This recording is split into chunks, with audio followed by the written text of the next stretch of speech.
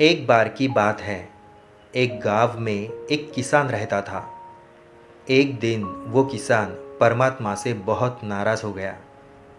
नाराज होने के पीछे का कारण यह था कि जब भी किसान कोई फसल बोता था तो कभी सूखा पड़ जाता था, या कभी बाढ़ आ जाती थी, या कभी ओले पड़ जाते थे। इस तरह उस किसान की फसल हर बार खराब हो जाती थी। एक दिन किसान बड़ा परेशान हुआ और उसने परमात्मा से कहा, देखिए परमात्मा जी, आप भगवान हैं, लेकिन हमें लगता है आपको खेती से जुड़ी हुई कोई जानकारी नहीं है। इसलिए दया करके आप मुझे एक बार 1 साल के लिए अवसर प्रदान करें कि मैं जैसा चाहूँ वैसा मौसम हो जाए। फिर आप देखना किस प्रकार से मैं अन्न भंडार भर दूंगा।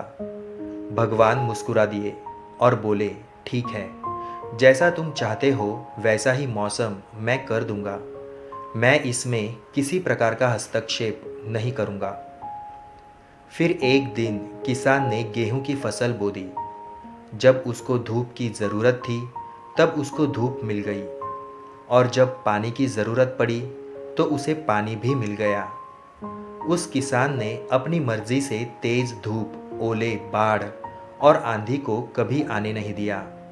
धीरे धीरे उसकी फसल बढ़ने लगी और किसान बहुत प्रसन्न हुआ, क्योंकि आज तक उसने ऐसी फसल कभी नहीं देखी थी। धीरे धीरे फसल पक कर तैयार हो गई और फसल काटने का समय भी आ गया।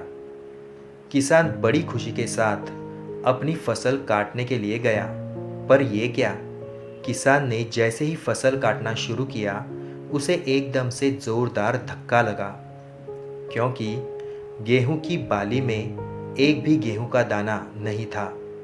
पूरी बाली अंदर से एकदम खाली थी। वह बड़ा दुखी हो गया और उसने परमात्मा से पूछा, हे भगवान, ये क्या हो गया है?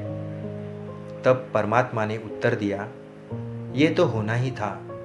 तुमने गेहूं के पौधों को संघर्ष करने के लिए थोड़ा भी अवसर नहीं दिया, ना उनको तेज धूप में तपने दिया और ना ही उन्हें आंधी और ओलों से लड़ने दिया। तुमने उनको किसी प्रकार की चुनौती का एहसास नहीं होने दिया। इसीलिए ये सारे पौधे खोखले रह गए हैं। जब आंधी आती है या तेज बारिश होती है तब पौधा अपनी क्षमता से खड़ा रहता है और अपने आप को बचाने के लिए लड़ाई करता है, और इस संघर्ष से उसे जो बल मिलता है वही उसको शक्ति प्रदान करता है। सोने को कुंदन बनने के लिए पहले आग में तपना पड़ता है और फिर हथौड़ी की मार खानी पड़ती है, तभी वो स्वर्णिम रूप धारण कर पाता है। दोस्तों, ठीक उसी तरह अगर जिंदगी में चुनौती ना हो तो हर कोई अंदर से खोखला बन जाता है। उस व्यक्ति के अंदर किसी प्रकार का कोई गुण नहीं आ पाता। इन चुनौतियों से व्यक्ति सशक्त बनता है और प्रतिभाशाली बनकर उभरता है।